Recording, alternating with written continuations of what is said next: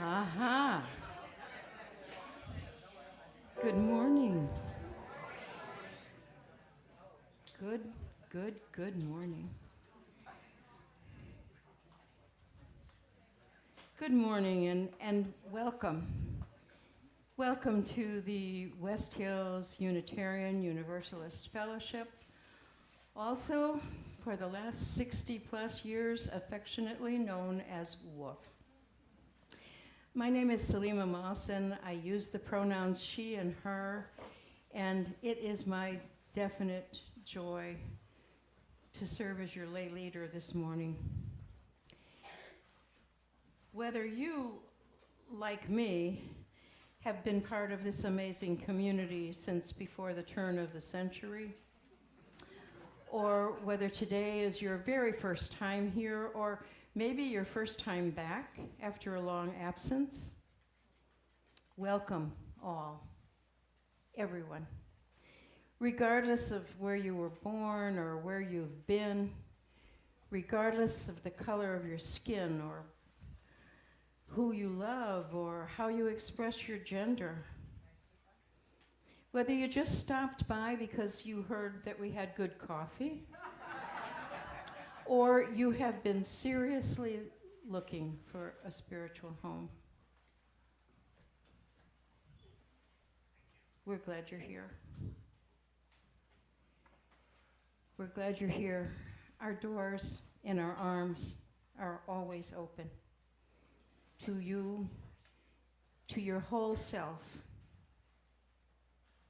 Whether your heart is overflowing with joy and good fortune or heavy with grief and pain and loss, there is always room for you here. Even though more often than not these days, you will find our parking lot inadequate. And our house is really full.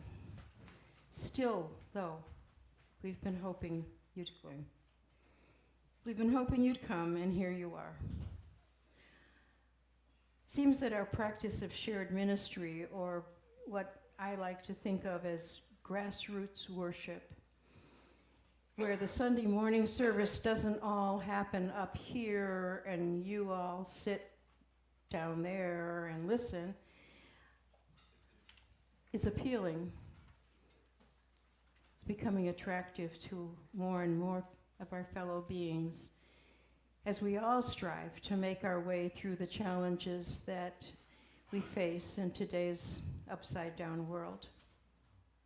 And we humbly ask that you bear with us as we work to figure out how to make more space, both inside and outside, even as we are celebrating our growing membership. Maybe cozying in together isn't all that bad, at least for a little while. So we thank you for your understanding. Now, as Unitarian Universalists, we have declared love to be at the center of our values. And it is one of my favorite authors, Alice Walker, who always reminds me that love is not concerned with whom you pray or where you slept the night you ran away from home. Love is concerned that the beating of your heart should kill no one. So, whether we are the ones you've been hoping to find, or we are just a stopover on the road to somewhere else, know that we are extremely happy to have you with us this morning. And now, please, let's take a minute to just greet and welcome each other before we launch into our opening hymn.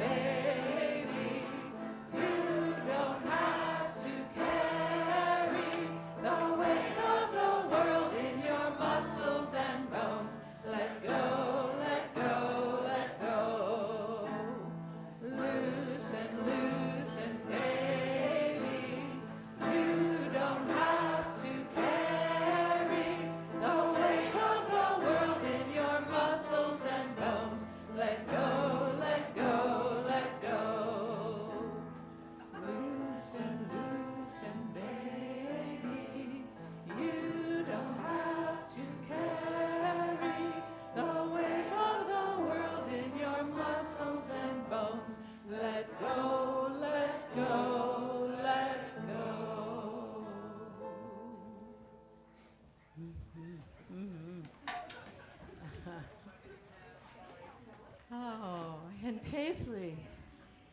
Paisley, if you will come up, please, and light our chalice, the symbol of our shared faith. I would invite us to consider these words. Love is the spirit of this church, and spirit is its law. This is our great covenant, to dwell together in peace, to seek the truth in love, and to help one another. Share with me our opening affirmation. Let us open our eyes to see what is beautiful and what is wondrous. Let us open our minds to what is true and what is mysterious. Let us open our hearts to love. And now, Spirit of life.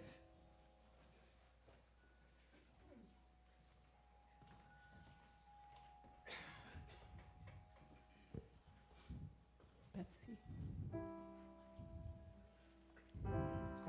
Root of life, come to me, sing in my heart all the stirrings of compassion, blow in the wind, rise in the sea, move in the hand, giving life the shape of justice.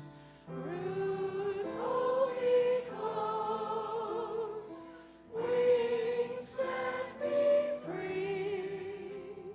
Spirit of life, come to me, come to me.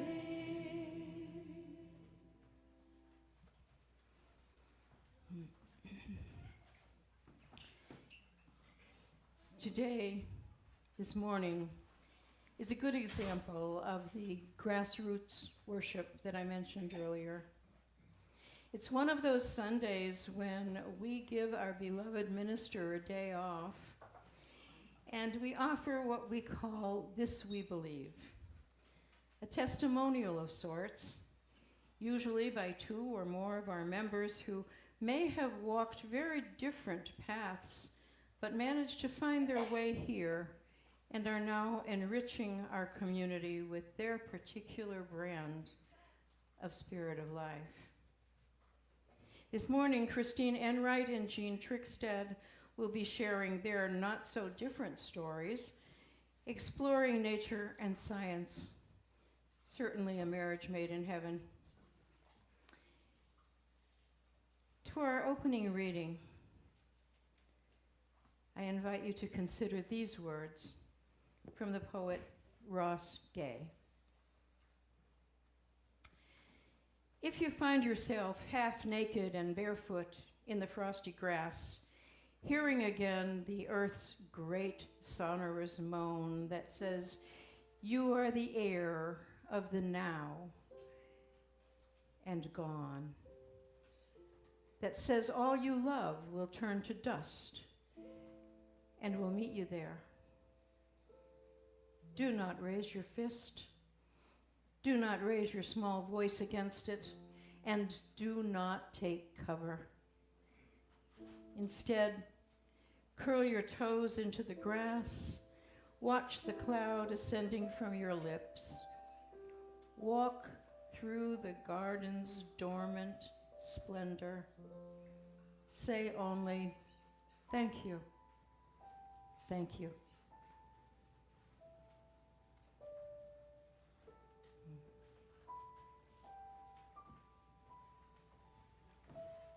Thank you. And thank you, Betsy, for always being our lovely accompanist.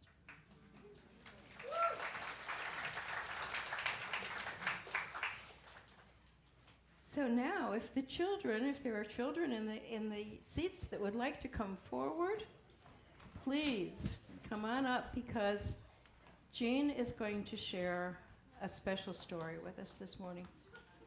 It's called The First Salmon Run. Okay, hi, good morning. Are you on? My friends, the bear and the salmon. Of course, the bear is actually bigger than the salmon in the real world, but today the salmon is bigger than the bear, okay? All right, here we go, the little friends. Okay, so this is called The First Salmon Run. And so, let's go. So, hello, good morning, says Father Bear. Mother Earth has gifted us with a beautiful day.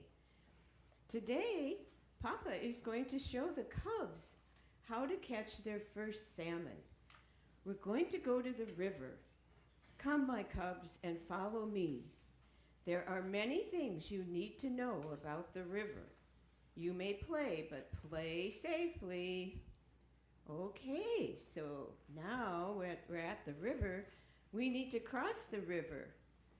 And we have to be very careful because sometimes the current, it can be faster in some parts than others.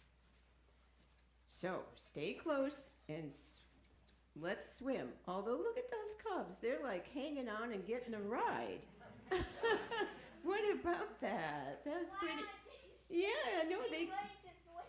Well, I know. What a deal. Okay, the bears pass by a place in the river where the salmon. Who's got the salmon? Ta-da! Okay, where the salmon are resting. Here's where they gather energy before they continue their journey up the river. And salmon, what do salmon teach us? They teach us determination and to never give up. Yeah, that's a good thing. Okay, so now we can turn the page. Let's see what we have on the next page. Ah, there it is. It's the eagle. So the eagle has, what does the eagle have in its talons? Salmon. It's got a salmon, so it's got a meal. So Papa Bear says, hello, salmon. And the eagle's large wings carry it higher and higher into the sky. Our friend salmon teaches us about, our friend eagle rather, teaches us about love and that love is the greatest medicine. So Papa is teaching the bears how to catch salmon, but they're just a little bit scared and a little bit clumsy. So you can see the bear on the left, he kind of missed, the salmon missed his mouth, but you know. At least got him. Yeah, at least he got him, right. So the young bears, you know what, they're showing some courage and strength to catch their first salmon, and there they go. And so Papa and the cubs then thank the salmon and Mother Earth for providing them with food to eat. So they ramble on, and here is one of the cubs sitting and watching the river and looking at the beauty of Mother Earth that surrounds them. And so Papa says, look and listen. What do you see? What do you hear? What do you see in the picture? A butterfly, a mouse, a rabbit, and a river. And an eagle and some geese and a hummingbird. So what do you think they're hearing? Which animals? The birds. The birds. Yes, they are hearing the birds. Okay, so now it's time to just keep going. And so they go down the river and, oh, who do they see here? We have a fisher person. Not a man, it's a woman. Yeah, well, okay. A fisher woman. All right, that's fine. So Papa says, now my cubs, you see, we have shared the river with many of our animal friends, but we also share it with our two-legged friends. Because the fisher person gathers fish for food, but We stay watching from afar. Sounds like a good idea to me. Oh, and look, here we are in front of us. The bears see what? They see the mama duck, and what is she doing? She's teaching her little ducks How to swim. how to swim. Right. How to swim. How to swim, and pretty soon she'll teach them how to fly, right? Yeah, so Papa looks at his cubs and he says, you know, the ducks teach us about caring for others, for family, and about self-confidence, because those little ducks have to learn how to swim, and sometimes it's hard. Yeah, okay. So, what happened? Oh, look who we see now. It's the beavers, and the beaver, he's working hard to get sticks to build up his lodge, his dam there, right? And then slap. What happens when a beaver's slapping his tail? What's he saying? He's talking to the other beavers. Right. He's Telling them to go back into the dam. yeah, and sometimes they do that to warn the other beavers that there's something dangerous about to happen. Okay, so what does the beaver have to teach us? Well, it teaches us wisdom and to work hard. Okay, so now it's getting a bit late. Cubs, it's time for us to go home. We've had such a full day and we are tired. So they are now making their way back to their den where their mama bear is waiting. Such a good day we've had. Let's see. So the cubs come home. They're home and they say to Papa, "Thank you, Papa, for teaching us to catch our first salmon and introducing them to all of our many friends we saw on the way." "Yes," Papa said, "we have had a wonderful day. We thank Mother Earth for the gifts that she has given us and hope you have learned, cubs, that with courage, strength, and the power of heart and family, you can do anything. I love you, my cubs." Good night. Okay, thanks for sharing the story with me. Yeah. Hey, kids, Okay. wait. We're going to sing you out to your classes if we can stand and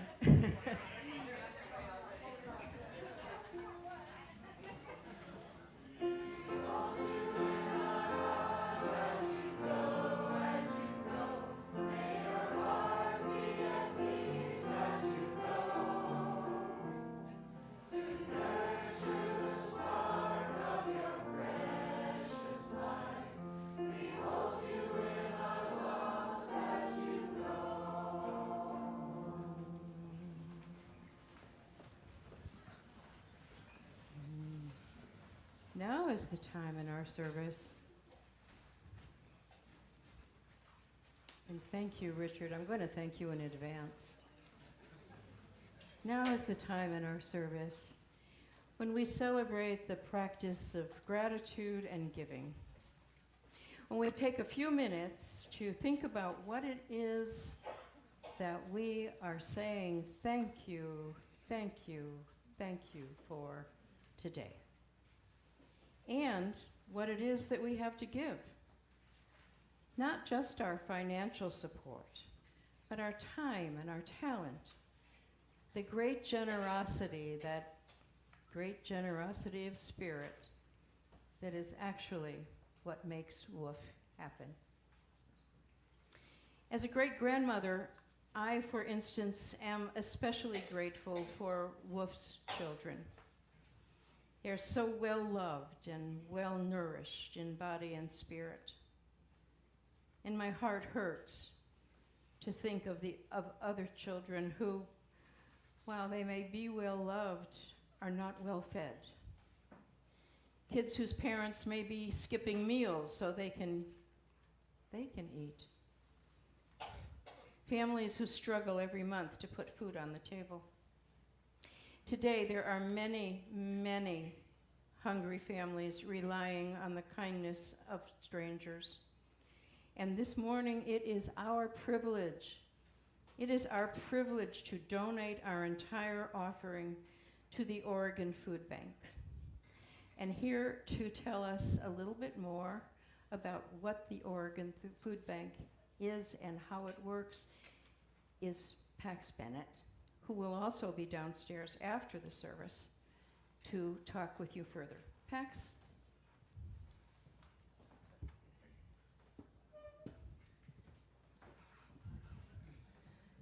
Good morning.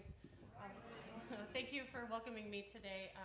My name is Pax Bennett. I use she, her pronouns, and I am a community philanthropy director, developer at the Oregon Food Bank. And as someone who also attends a UU congregation, I feel especially grateful to be here with a community whose values I love and know. So when it came to my attention that you were collecting for the needs of the people via the Oregon Food Bank, my first thought was, of course they are. My people. Currently in our region, 1 in 8 people and 1 in 6 kids are going to bed hungry. And they're waking up hungry to face the day where there is again no food. And with federal cuts that take away food assistance and health coverage, these numbers are growing. Over the last 2 years, we have seen a 31% increase in visits to food assistance sites from the previous year. This represents an alarming and unprecedented trend.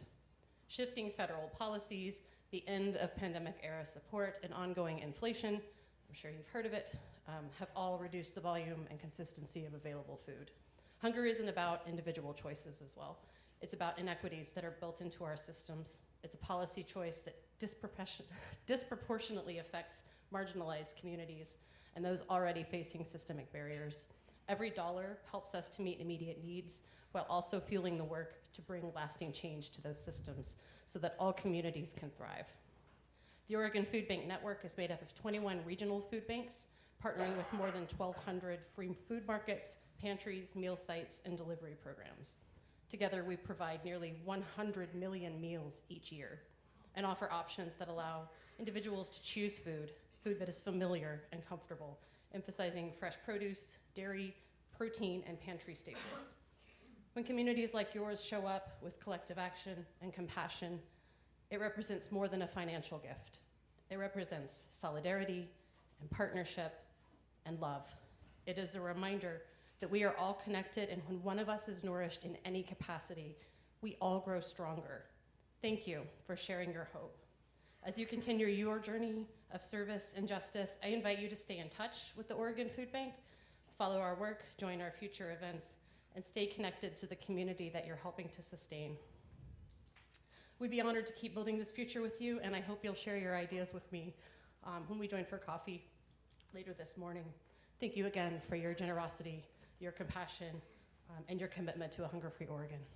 Thank you for your work.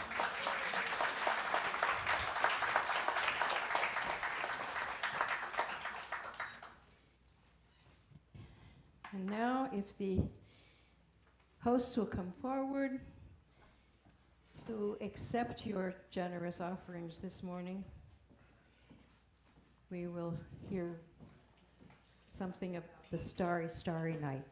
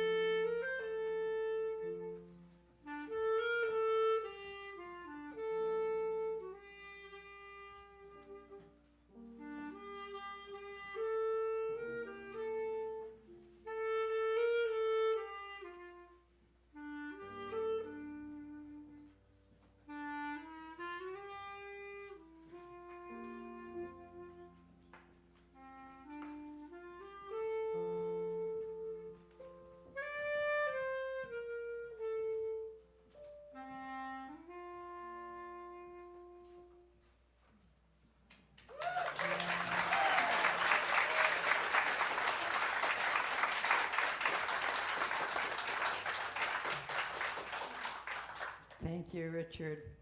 And thank you all. Thank you all for your very, very generous offerings this morning. Please join me in speaking our affirmation of gratitude and giving. Let us be grateful when we are able to give, for many do not have that privilege. Let us be grateful for all those who share their gifts with us, for we are enriched by their giving. And let us be grateful even for our needs, so that we may learn from the generosity of others.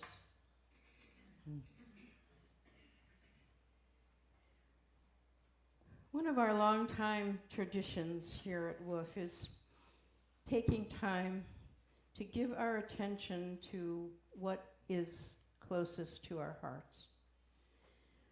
Life is such a bittersweet journey of joys and sorrows.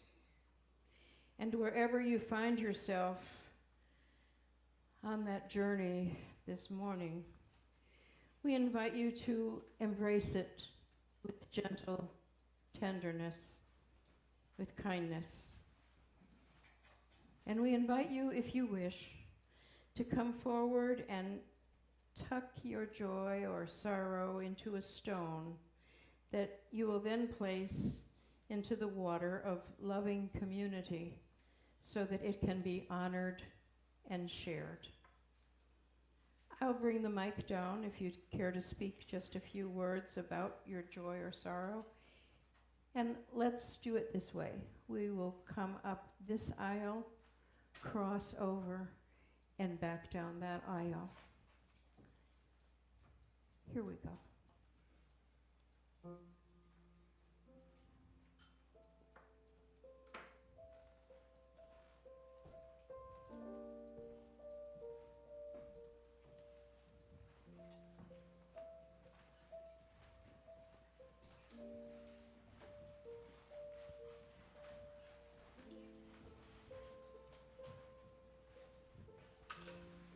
For my mother, who has severe dementia.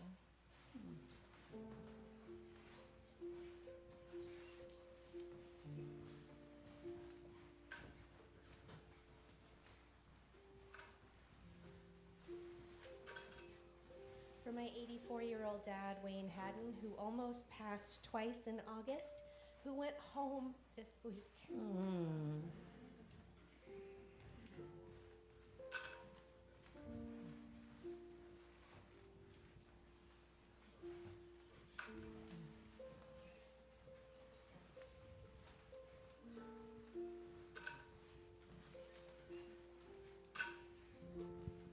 I grabbed the biggest rock I could find because I've got a joy and a sorrow. Today I'm 2 months sober. And the sorrow is yesterday I found out that one of my childhood friends, who I've known since I was 4 years old, was murdered earlier this month.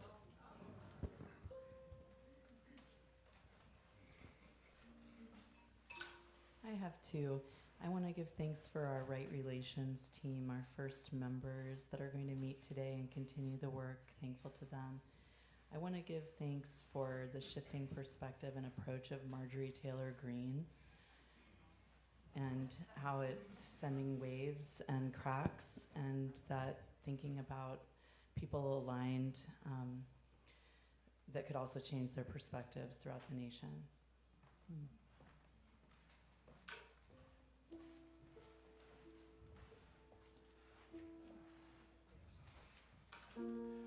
This is for those who are no longer with us.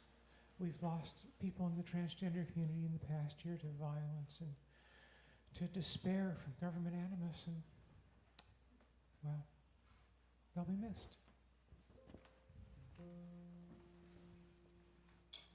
Joey, it just feels like Oregon this morning.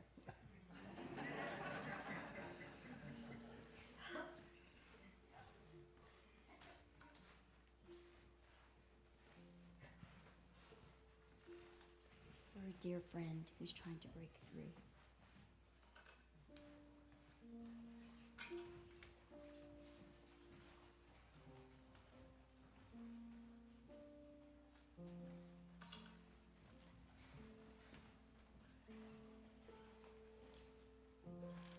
Great joy for my 1-year-old Mira and 5-year-old Maya.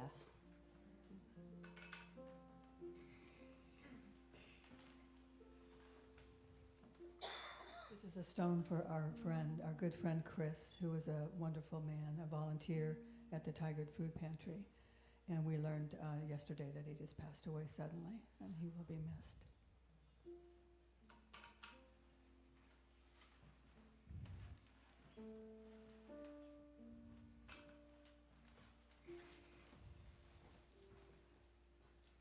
A dear friend and neighbor, Kim Sloat, passed away recently. It's a sad time.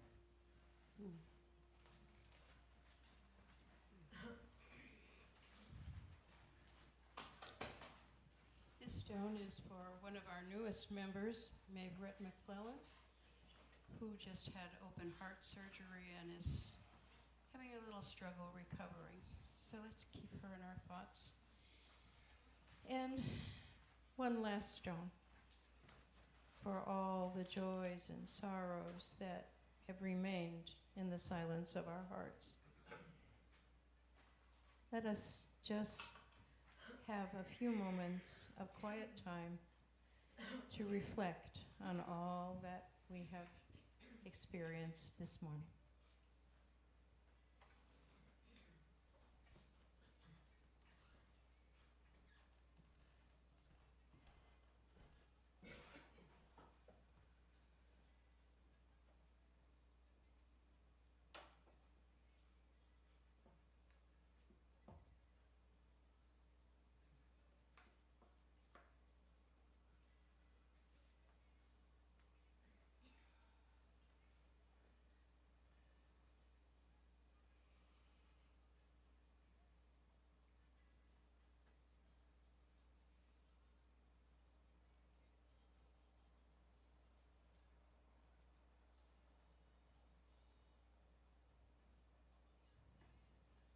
Our second reading this morning comes from the late playwright, poet, philosopher, Robinson Jeffers, who said a lot of things about the universe and the world we live in. Among them were these words: I believe that the universe is one being. All its parts are different expressions of the same energy, parts of one organic whole.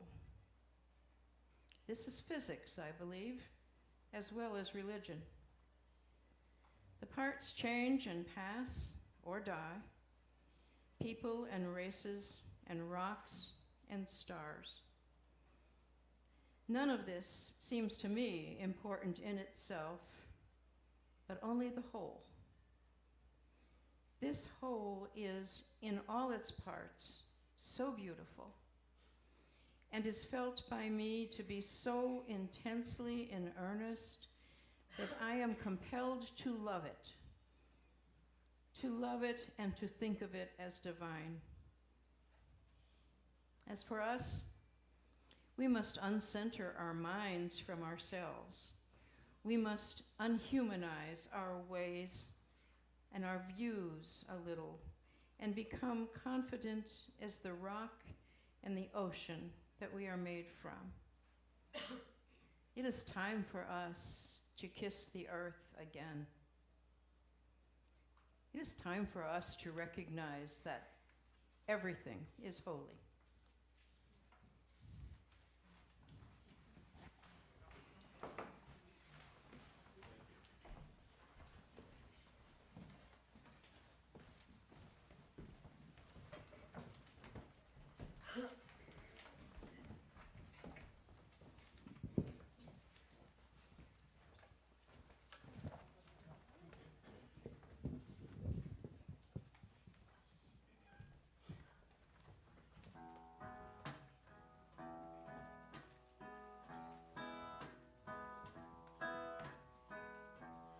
When I was a boy each week, on Sunday we would go to church, pay attention to the priest, and he would read the holy word, and consecrate the holy bread, and everyone would kneel and bow. Today the only difference is everything is holy now. Everything, everything, everything is holy now.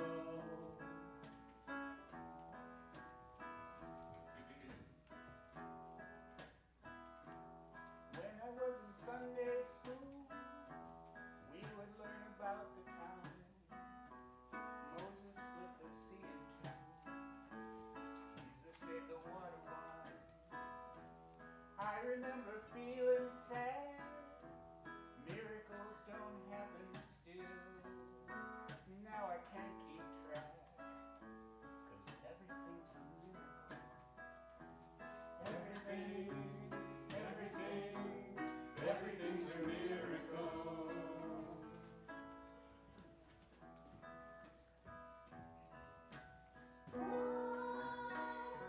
For water is not so small, but even at a magic, 'cause anything is miracle.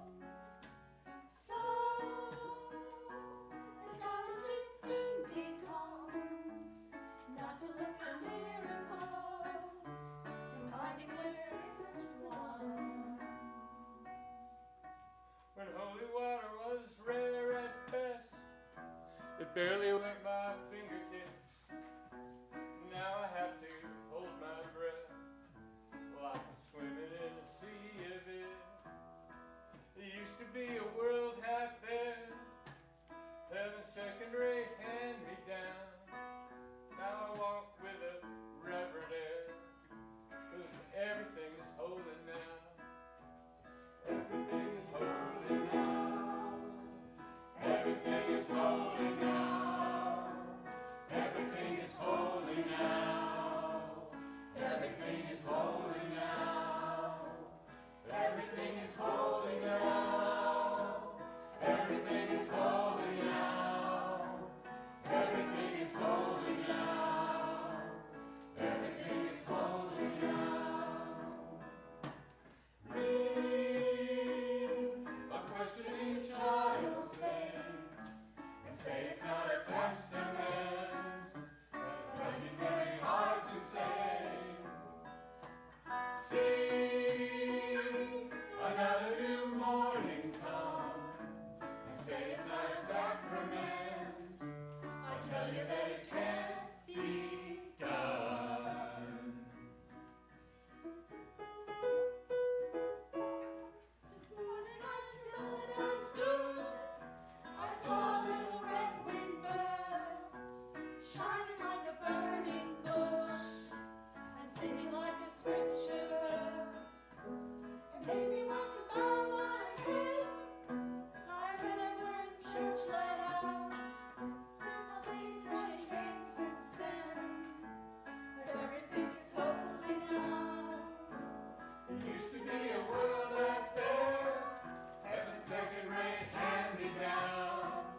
Now I'm walking with a reverent air, 'cause everything is holy now.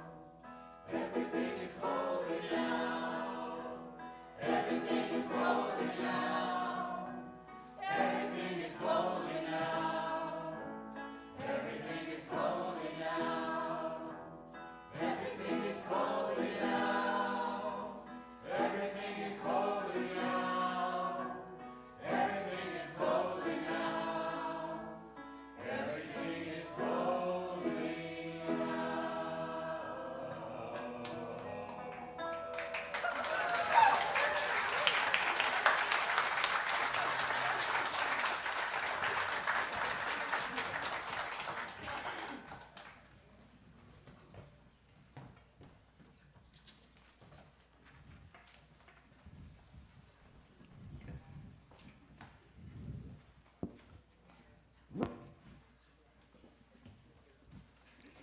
Good morning. It's so wonderful to be up here instead of back there and see all of your wonderful faces.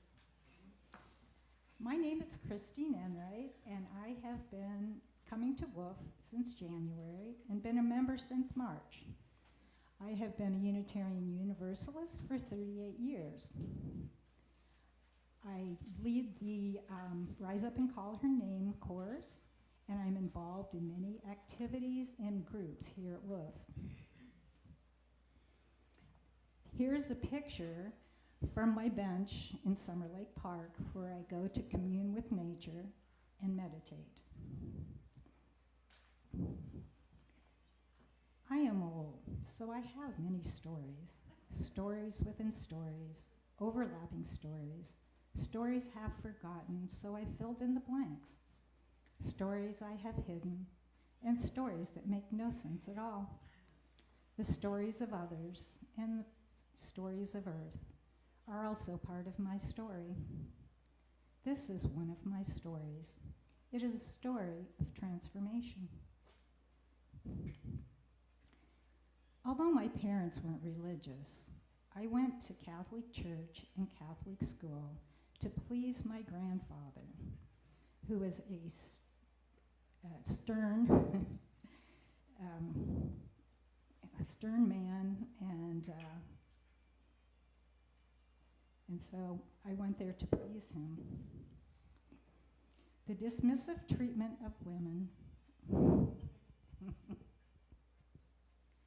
the dismissive treatment of women, and the belief in a God that both cares and also doesn't was confusing.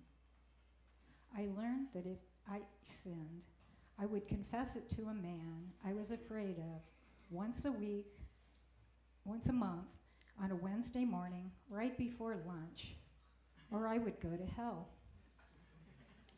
I was fearful that I would die and go to hell for fighting with my sister before I could confess it. Repeating the rosary was a punishment to me. The number of times the rosary was repeated depended on how Father Lally was feeling that day rather than what I confessed. I didn't understand how repeating Hail Mary 50 times, along with an Our Father or two, was supposed to teach me anything about how to be a good person. What it did, however, was teach me to be dishonest and not to trust Father Lally or God. I was an emotionally abused and neglected child, profoundly afraid of almost everything except the natural world. Nature became my escape and solace. I could feel magic and energy and healing in nature. Luckily, I was able to spend a great deal of my time outdoors on my grandparents' farm when my family frequently mushroom hunted, camped, and swam. And when I ran free around my small town with other feral children. I still trust and turn to nature to renew myself daily. My first awakening occurred when I was 12, and I said an emphatic no to Catholicism and to my parents' unhealthy power over me. Saying no was the beginning of my journey. I rejected God along with Catholicism. Off and on over the years, I searched for a higher power. Because I was looking for concrete answers after growing up in a home and in a religion in which reality was often denied, I turned to humanism. I love the natural sciences, and because nature nourished me as a child. The appeal of science was that, unlike Christianity, it is not a static belief system, and at its best is open to new ideas and revision. I wanted to know what all scientists want to know: the nature of reality, matter, energy, and humanity. So I spent my time in college and graduate school studying the sciences. I did have difficulty, though, with a mechanistic view of nature because I felt something was missing. There were things I intuitively experienced that had no words or scientific data to explain. I have bipolar disorder, which has had a profound effect on my spirituality. Now that I look back, the mania and depression seem primarily connected to my grief for the earth and her inhabitants. I recently read this is due to something called ecosensitivity, an intuitive connection with nature. My manic episodes have only occurred 3 times, but each time I felt a spiritual connection to a higher power and an intense desire to fix what was broken in the world. My mind raced to find answers, always thinking, always moving from one idea to the next. Oops, sorry. So it was hard to focus and hard to rest. Mania burns a great deal of energy, and the lack of sleep wiped out my physical resources, causing a subsequent depression and a deep sense of loss. I felt powerless to change things and felt trapped in a culture in which money was more important than the earth and her creatures. I'd give up exhausted and sit in front of the TV or the computer screen, desperately trying not to think because it was too painful and I was afraid. 3 years ago, as I pulled out of one of my more serious depressions, not associated with mania, I found out that I had kidney disease, high blood pressure, high cholesterol, and osteoporosis. And I continued to have serious brain fog, social anxiety, and a continuing addiction to screens. Doctors diagnosed me and gave me some pills or said nothing at all. I decided to use rather than abuse screens and began to study to find out what steps I could take to improve my health. The most important thing I did, besides conquering my screen addiction, was begin a plant-based diet. A plant-based diet is one in which a person gets their nutritional needs met mainly through eating plants. I was horrified by what I learned about our food production system, so I decided I would not eat meat, dairy, wheat, or ultra-processed fake foods. Not only did my health improve, but I felt good about eating this diet because I felt better about my existence. A plant-based diet has a lower carbon footprint, trees aren't cut down in the rainforest to raise cattle, poisons are not dumped into the soil, air, and water to grow crops for livestock, and I was no longer contributing to the abuse of animals in factory farms. I was also sticking it to the man by not eating ultra-processed fake food. In 2 weeks, the changes were profound. I no longer had brain fog, I had more energy, my senses were more acute, and my memory was better than it had ever been. My ability to communicate improved, as well as my sense of humor. I moved with ease. Within 4 months, I lost 30 pounds, and I no longer had to take a handful of medication. Because I felt so much better, I continued the task of healing my childhood trauma. Layer after layer of pain fell away. I understood why many of my beliefs, many of the beliefs I had and the things I did were not serving me as an adult. I began to feel comfortable with who I was. I quit caring about what other people thought of me because I became my true self, and I like my kind of weird. I finally saw myself as a human being deserving of love.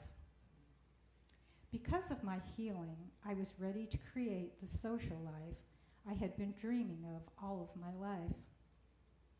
I decided I had nothing to lose by coming to Wolf and checking it out. I planned to come the first Sunday last January. Then something unexpected happened between Christmas and New Year's. I noticed that I was awakening, this time without mania or defiance. I began to feel a deep connection to all existence. I felt I had found the higher power I was seeking. Everything was clearer and more beautiful. I began experiencing synchronicities that led me to what I desired, connection and purpose. I decided to ask the universe, the divine web of existence, the collective unconscious, God, the quantum field, or whatever it is, or whatever you want to call it, for WOOF to be the spiritual community I was seeking. When I walked through the fellowship door in January, I felt the love, joy, and energy here, and my spirit soared. When we sang Spirit of Life, it had deeper meaning.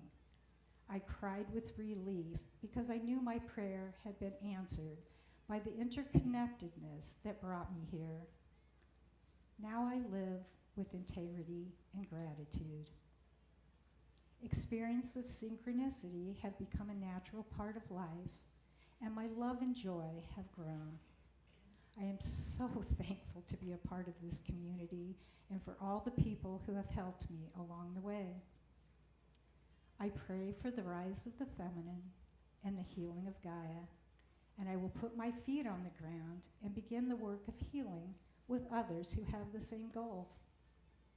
I'd like to teach about plant-based eating and how to avoid toxic chemicals as much as possible in our food and in our environment.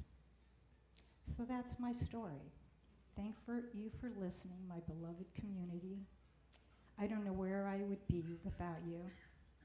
Thank you.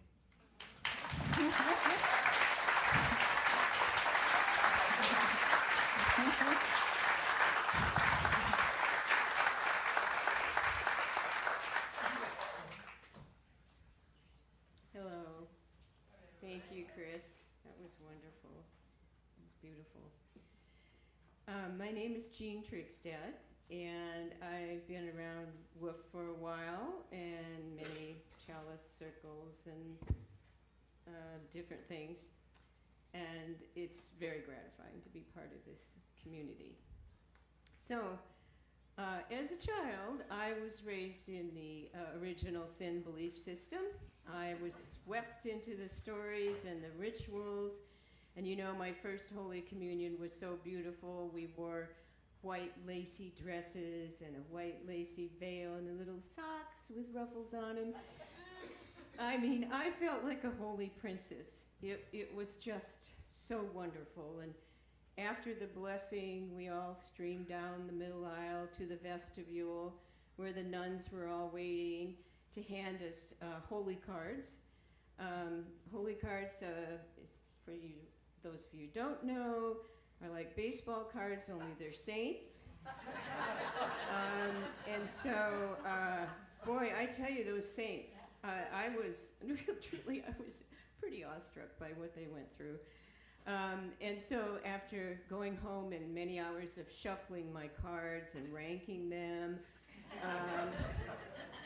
Saint Teresa came to the top, and I slipped her little card in my pocket, and all winter she was hanging out with me. And later I took her as my confirmation name, and I actually did go to the church that she's buried in France as well. So though, after communion, then things really start going in earnest in this religious education. And of course, the first story that came along was Adam and Eve, and the startling fact that we inherited original sin from those two. And as a kid, I was like, truly, this can't be right. Do you mean I am infected with original sin for which there's no cure? And hey, if that wasn't bad enough, the next week you come and you learn, oh, there's mortal sins and there's venial sins. Yeah, and apparently they're so numerous that you have to go to treatment in a confessional weekly and tell your sins. Most of mine were made up, weekly. To a grouchy old priest. Okay, well, then The other religious story that I pondered as I was a kid and escaped from the chaos of a 7-children household to go down to the creek and look for snapping turtles. And in the tall grass behind me, the meadowlarks are swaying across the cattails and they're singing their little tune to me. And the dragonflies swing by with the sun glitter on their wings. The water bugs are stroking on that black water. And it is, I know the frogs are there in the grass being all quiet because I'm there. And next I scramble down to see what the beavers have been up to. And in the distance I can hear the toads singing. And so in the back of my child's mind, I thought, how is this that one being in 6 days could create all of this? It didn't fit. So in early adulthood, I came like, okay, there must have been a council of beings that created the earth and the land and the oceans and the atmosphere and all of this sentient life of which we're part of. So today I believe that the earth and the millions of forms of other than human life it hosts possesses an intelligence that we are just beginning to comprehend and appreciate. And I believe that the earth and the universe are divine and sacred. And then I believe that all sentient beings are worthy and deserve our attention.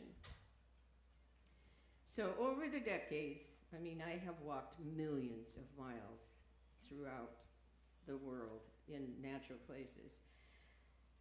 And their complexity, the mystery, the fact that just trees and animals and rivers and insects cooperatively interact for the mutual benefit of all is still amazing to me. And even when nature competes with one another for food mainly, they seem to do it in a way that preserves all the species. And I do believe that animals feel pain and that they display emotion is undeniable to me. So all communities, and by that I mean the human and the other than humans, are enriched by all members participating fully. And I think this is true of all nature, and we are part of nature, this beautiful place around us. We need the gifts of nature to survive, and nature needs our care and attention. When ancestor David Thoreau wrote, "Wildness is the preservation of the world," he was not speaking of wildness as a place devoid of humans. Rather, he was expressing the life-affirming bond of humans to all other sentient beings, that we belong together. And just as the Papa Bear said, this is our friend the duck, or the friend the eagle, we belong to them, and they belong to us. I believe that corporations and governments are doing great harm to our planet, extracting and burning fossil fuels, placing toxic herbicides and pesticides on our food crops, and slaughtering our forests. These practices now are critically wounding the Earth's ability to sustain life. So, for example, when birds become extinct, insects become dominant. And we know now that a small beetle the size of a grain of rice can destroy an entire species. Long ago, the elms were wiped out all across North America. Now, the beautiful cedars that just grace the ground in Gabriel Park, I'm watching them die, literally. every day in front of me. And now it's the mountain ash which shades our rivers and protects our salmon and our trout, is being destroyed by a deadly beetle. What else? The salmon, the mighty fish that travels from the ocean to the rivers and lakes of our beautiful Northwest, the salmon that nourishes the eagle, the otter, the bears, and even the fir trees deep in the forest. And you know, what we've learned is that bears are key to the forest's health for many reasons. But one of them is that they carry the salmon back into the forest and they leave the carcass on the forest floor. And this is, scientists have identified that the salmon nutrients are said to make the forest light green. You know, the ancient forests that we can't see that are still there all across the world, they're cleansing our air, they're protecting our soil, they're literally keeping us alive. And we can make them eternal if we stand up and protect them. So now I'd like to share a poem I wrote for today, and it's called What Made Me. Who am I but the fruit of the vine, the breath of the trees, the grace of the rain, the bone of the bear, the brine of the oceans, the song of the sparrow, and the grit of the soil? Who am I but the pulse of migration? Thank you.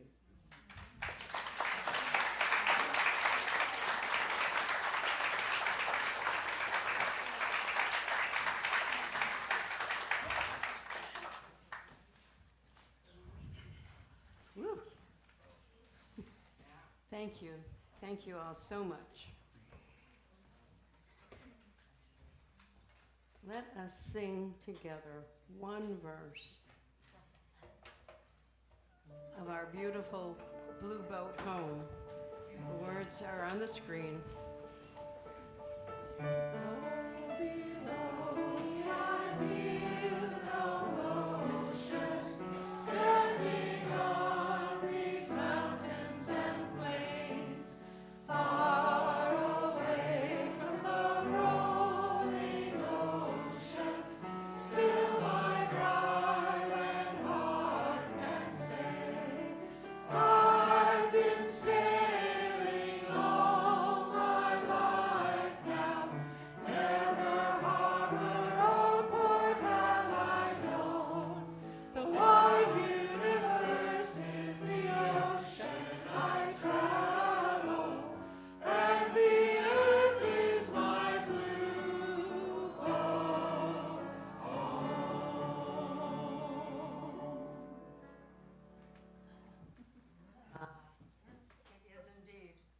Our Blue Boat Home. So as we leave this place, this gathering this morning, let us all remember that we may extinguish the flame of our chalice, but the flame of our love, our caring for the earth, our caring for each other, stays with us always and forever until we meet again. Let us have the front rows turn to the back, hold hands if you like, and let us sing ourselves out with Carry the Flame of Peace and Love.